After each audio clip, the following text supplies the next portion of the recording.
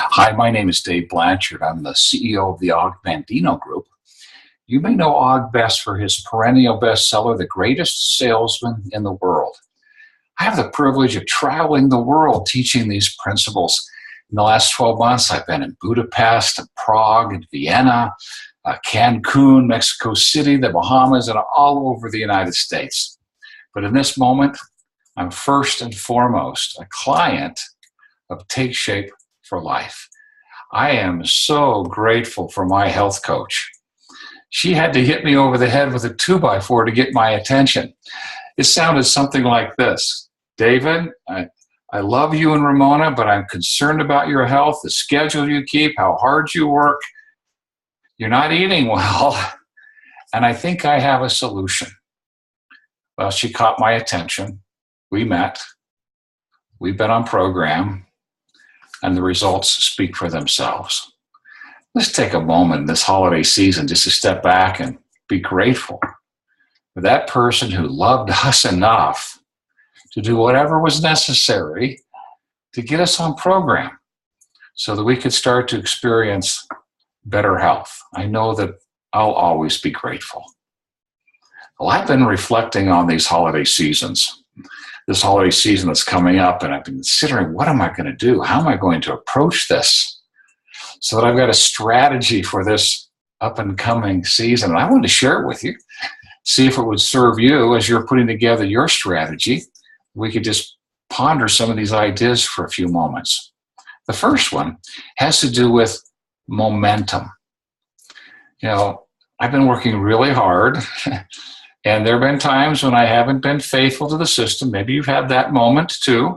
And right now I'm in fat burn. It's very exciting. I don't want to lose the momentum. I want to get to January 2nd. And if I haven't lost very much, at least I'm where I am now. So that when we get to January 2nd, I can continue on my healthy journey.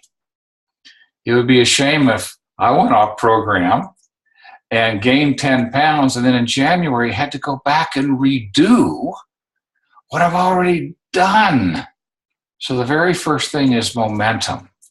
The second one is, through the holidays, I'm making the decision to have more optimal days than days where I might violate the program just a little bit. There's going to be lots of temptations before all of us. So more optimal days. 3, if there's an exception. I think Thanksgiving Day, there may be one. Ramona cooks a great meal. Family's all gathering up at the cabin at Bear Lake. And what do? Well, I can share with you the choices I'm making. 1, portion control. Now, there may be some that say, well, you need to stick directly to 5 and 1. I'm going, I don't know. Thanksgiving, I probably won't, but I will practice portion control. And then 2 hours later, I'm going to have a fueling to get my blood sugar and my metabolism balanced again. I think this is going to be important for all of us. This fat burn that we're in, if we step off the track for a moment, we have that piece of chocolate or those potatoes, sweet potatoes, and that dressing, we're going to be off fat burn. And we're going to want to get back into fat burn as quickly as we can and stay in fat burn until we have another one of those moments. And we're looking at that piece of chocolate and we're saying, okay, it's going to take 3 days to get back into fat burn. Do I really want to eat this? Well, if I do eat it, then no, I'm going to be 3 days to get back into fat burn. I'm going to face that reality. And I sense that if I take this posture, there might be a few of those pieces of chocolate that I might actually avoid. Now, for those of you who drink alcohol, I haven't had any alcohol since I was a teenager, but you might consider the possibility of like a Pellegrino with an infuser in it, something that tastes good, so you can participate in the festivities, but not participate in the alcohol. Now, I'm not going to say anything to you about not drinking. That's not my role. I'm a client. I just know that's an awful lot of sugar if we do. So consider that as a possibility. Now, a couple more things. When we show up, I'm envisioning being with family, and they know I'm on program. They already know this. They're going to be watching me.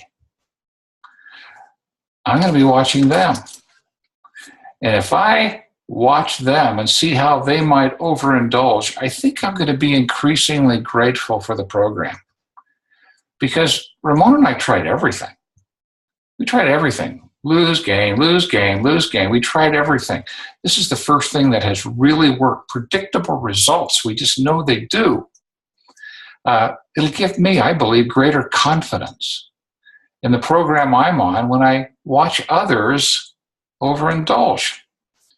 Second of all, we have a unique opportunity, I know I do with some of my children, to be an example. Teach by example of the blessings that can come into your life by being on program and staying true to the program. So I think that's something that I'm going to consider. Whatever we do, can we all agree to be kind to ourselves in the holiday? And whatever we do, don't postpone all of this till January, because then we're going to be going back, as I mentioned earlier, redoing what we've already done.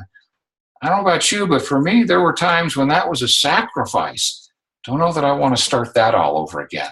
So let us get through these holidays with a strategy. Think about yours. Be kind.